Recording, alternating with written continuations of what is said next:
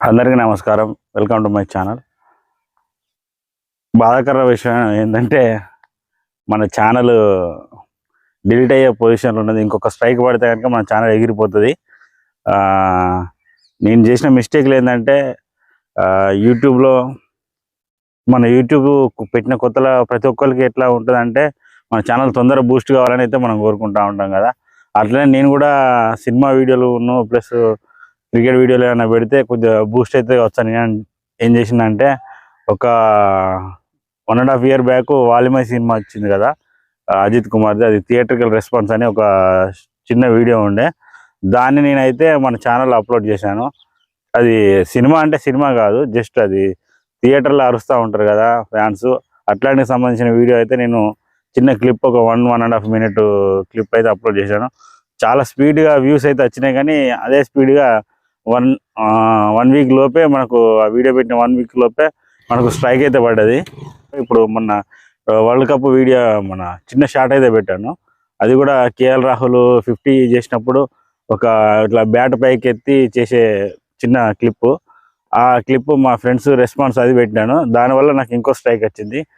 So ఇప్పుడు ఏంటంటే 2 స్ట్రైకులు పడడం వల్ల నాకు మెసేజ్ ఏమొచ్చిందంటే మీకు ఇంకొక స్ట్రైక్ పడితే మీకు మీ ఛానల్ ఎగిరిపోతుంది. ఇప్పుడున్న 2 strikes తోటి అయితే మీ వీడియోస్ కూడా మేము రికమెండ్ చేయను, మీ వ్యూస్ కూడా తగ్గిపోతాయని మెసేజ్ అయితే వచ్చింది. దాని ద్వారా నేను ఒక 4-5 days నేను డిప్రెషన్లోకి వెళ్ళా. అసలు యూట్యూబ్ తీయాలా వద్దా అని అనిపించింది. నేను లాస్ట్ 4 months బ్యాక్ నేను గోవాకి వెళ్ళాను కదా, గోవాకి వెళ్ళిన తర్వాత మంచి గోవా వీడియోలు అయితే మంచిగా అప్లోడ్ చేశాను. కానీ మన దురదృష్టం ఏంటంటే ఇప్పుడు దగ్గర మన ఛానల్ 2300 సంథింగ్ వాచ్ అవర్స్ అయితే ఉన్నది. మీకు స్క్రీన్ పైన ఇస్తా. సబ్స్క్రైబర్స్ కూడా 1600 మంది అనుకున్నారు. ఇంతమంది సబ్స్క్రైబర్స్ ప్లస్ అంటే మానిటైజేషన్ కావాల్సిన సబ్స్క్రైబర్ కంటే ఇంకెక్కువ మంది సబ్స్క్రైబర్స్ ఉన్నారు.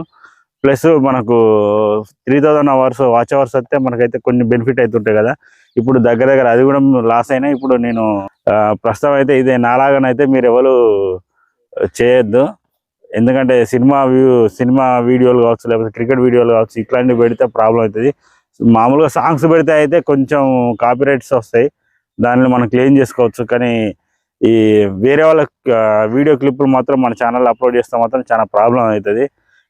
దీనికి ముఖ్య ఉదాహరణ నేనే. ఇంకొక స్ట్రైక్ పెడితే ఉన్న ఛానల్ పోతుంది కాబట్టి ఇప్పుడు ముందే మేలుకున్నా నేను, ఇక ఎంత చేసిన వేస్ట్ అని. ఎందుకంటే చాలా మెమొరీస్ ఉంటాయి కదా మనకు ఈ పాత ఛానల్కి సంబంధించి. ఈ ఓల్డ్ వీడియోలు అయితే ఉన్నాయి. మన సాయి కృష్ణ అన్న టెక్ ఛానల్ ఉంది కదా, అన్న వాళ్ళ దగ్గర కొన్ని సజెషన్స్ అయితే తీసుకున్నా. చూద్దాం ఇంకా ఎట్లా ఉంటుందో ఏం కథనో. ప్రజెంట్ అయితే ఇక ఇది అప్డేట్ మన ఛానల్లో. అందుకోసమే ఇప్పుడు లాస్ట్ ఒక 1 week బ్యాక్ నుండి నాకు పొలం పనులు కొంచెం ఎక్కువ అవుతూ ఉన్నాయి.